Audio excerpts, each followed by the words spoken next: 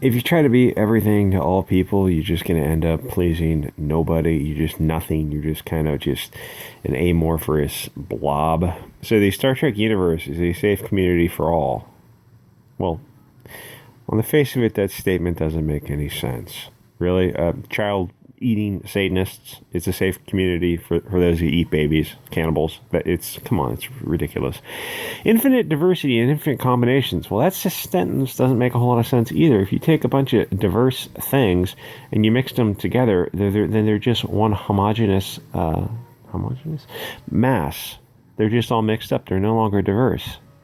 If you take a bunch of Russians and a bunch of Irish, and you mix them together, over a few generations, they're just one group. They're no longer diverse. That doesn't make any sense either. We welcome passionate and thoughtful conversations about the Star Trek universe. We will not tolerate and will remove any racist, misogynist, transphobic, ableist, and homophobic comments or hate speech. Well, what's hate speech? It's speech we don't like. Yeah, that's about it. All right, soak that image in for a sec. Okay, so Viacom CBS owns Star Trek, or pushes it.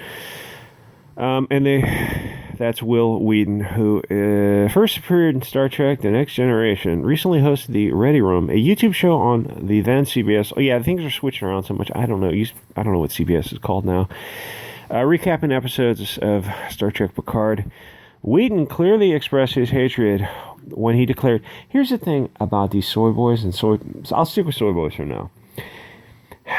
The way you look colors your view of life, your view through life, how you move through life. And this guy's an actor, so it's a little bit different. You know, I'm sure he's wealthy, living in LA, driving an AMG or whatever. So it's a little bit different. But if you're just Joe Schmo, normal, normie Stan, just kind of 20 pounds overweight, schlubby, just this Antifa kids who, like, they have nothing, they're not good students, they're not good at sports, they don't play music, they're not good at really anything, they don't read, they don't have hobbies, their hobby is their cell phone and Twitter and shitting on people and hating people who are actually, like, here's the thing, if you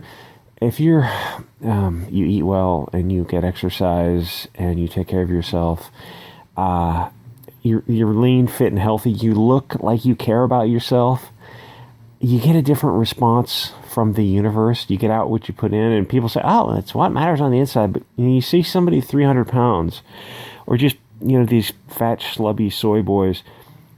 It's like, if you don't care about yourself, why should other people care about you? Oh, well, health at every size. Yeah, but nobody really believes that except you. And truth of the matter, put a gun to your head, you don't really believe it either, because arthritis and heart disease and strokes and all this stuff is tied to obesity. And I mean, I don't know, there's a bunch of other things too. Yes, you shouldn't be smoking a pack a day, but like a lot of this stuff, I see these Antifa kids on Twitter, then you look at their profile and you're like, oh, it's just some 50-pound overweight person who, like, colored their hair pink and put a bunch of nose piercings in. It's like, just eat less. Just eat less. Get a little bit of exercise. Your video game machine, toss it, sell it on Craigslist, read some books, and walk around the block. They always say, touch grass. These are the people on Twitter. You look through their Twitter history, and it's like, you posted on Twitter, I'm going through your Twitter history, you posted on average every 35 minutes. That means wherever you are, you've got your cell phone and you're like, you don't just open up a Twitter and make a post. It takes time. Like, Twitter is a time suck. Zach is right about that. If you get rid of Twitter, you won't miss it. You actually go through withdrawal from the dopamine for like a couple of days, but then you'll get over it. Where's it going with this? So a lot of these people, like, a lot of this just boils down to, you would cut Antifa in half if you didn't have single moms. And you would cut the other part of Antifa in half if you didn't have fast food, you didn't have childhood obesity. If you had kids who were eating right and you had parents who took care of them, but it takes two parents to take care of kids. They got to be lean and healthy and fit, and no video games and no internet and no Twitter and social media and no cell phone until you're 25. you would have an entirely different society. You wouldn't have an Antifa because there'd be like 12 kids out there from single moms who are snorting heroin and doing meth, and that would be Antifa. Anyway, a little bit off track. So they got Will Wheaton and this Maria from. Let me turn this music off before I get hit. I don't know if you're gonna. The algorithm will pick up a 85-year-old blues song. She says something about Texas. It's just a bunch of idiots.